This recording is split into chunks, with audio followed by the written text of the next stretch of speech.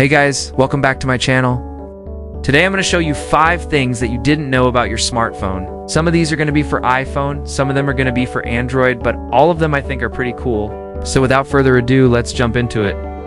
So today's video is all about hidden features that you probably didn't know your phone had. So the first one we're going to go over is call mark as read on iPhone. If you have an iPhone and you use iMessage, you know that when someone sends you a message, you can swipe to the left to reply, or you can swipe to the right to mark it as read or unread.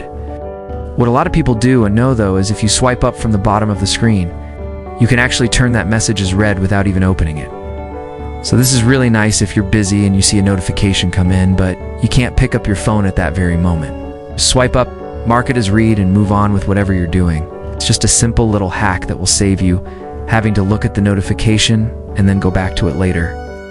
Next, we're going to move on to something called focus tools on both iPhone and Android phones. A lot of people do and know that you can set up focus tools on their phone because you kind of have to dig around in the settings to find them. But basically what they do is they allow you to schedule certain times of the day where your phone is only going to send you notifications from certain apps.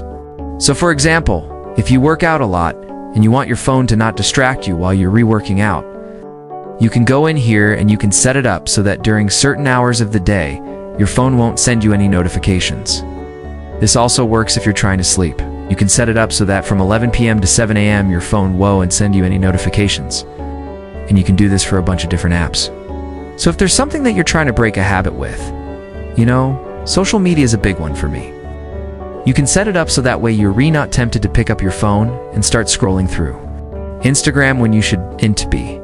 Moving on, we're going to talk about Bitmoji on both iPhone and Android. So Bitmoji is a really fun app, and it is a really easy way to express yourself when you're retexting. Basically what it does is it creates a little avatar that looks like you, and then you can use that avatar to text your friends and family. You can even use it to make stickers. There's a ton of really cool customization options. It's a really fun app and you can download it on either iPhone or Android. You just search Bitmoji and then you take a quiz that matches you with the closest faces, and then you can customize your avatar however you want to look like. You can change your hair. You can change your eyes, your nose, your mouth, everything. Even the clothes that you're wearing. And then you can use this little avatar to express yourself. Like I said, you can make stickers out of it. You can put it on top of pictures. There's a ton of different things that you can do. Super fun and definitely worth checking out. This next trick is specific to iPhone users, and it's all about Siri shortcuts. Siri shortcuts are an amazing feature on iPhone because they allow you to program your phone to do certain tasks with just one command. For example, I have one setup that says good morning, and then it'll say hi back to me, and then it'll tell me the weather, the date, and the time all in one go. And you can have as many of these set up as you want. All you have to do is go into the Shortcuts app on your phone, and then you can add a new shortcut, and then you can name it whatever you want. Then you can choose what action you want it to perform. So for example, if I wanted to make one that took a picture for me, I would just add a new action, and then I would choose photos, and then I would choose take photos. So now if I had this set up on my phone and I just said take a photo, it would take a photo for me. You can also set it up so that way it sends you a message, or it calls somebody, or it turns on Do Not Disturb. There's a ton of different things that you can do with Siri shortcuts. And again, you can have as many set up as you want. So if there's something that you do on your phone frequently that you get tired of having to do all the steps for, just set up a Siri shortcut, and then you can do it in just one step. Now moving on, we're going to talk about something called Data Saver on both iPhone and Android. Data Saver is a setting that limits background activity on your phone. So for example, if you're on Wi-Fi, it won't allow any apps to use cellular data, even if they're in the background. This is great if you're trying to save on your cell phone bill, or if you on a limited data plan. You can also set it up so that way it only activates when you on cellular data and not on Wi-Fi. So this is really helpful if you're traveling and you do want to use your international data to enable Data Saver on your iPhone. Just go into Settings and then go to Cellular, and then scroll down and you'll see a section that says Data Saver. To enable it on Android, just go into Settings and then go to Network and Internet, and then scroll down and you'll see a section that says Data Saver.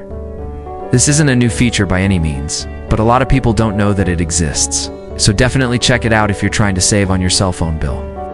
And last but not least, we're going to talk about screen time on iPhone. Screen time is a feature that allows you to track how much time you're spending on certain apps. You can also use it to set limits for yourself.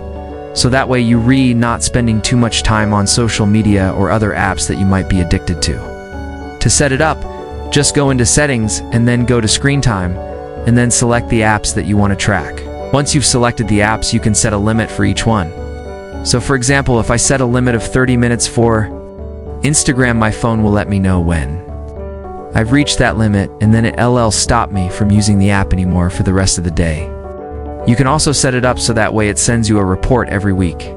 This report will tell you how much time you spent on each app during the week, so that way you can see which apps you're spending the most time on. And then you can try to cut back on those apps the following week. Again, this isn't a new feature by any means, but a lot of people don't know that it exists. So definitely check it out if you're trying to spend less time on your phone. And that's it for today's video. Those are 5 things that you probably didn't know about your smartphone. If you enjoyed this video, please give it a thumbs up and subscribe to my channel for more content like this in the future. Thanks for watching, guys, and I'll see you in the next video.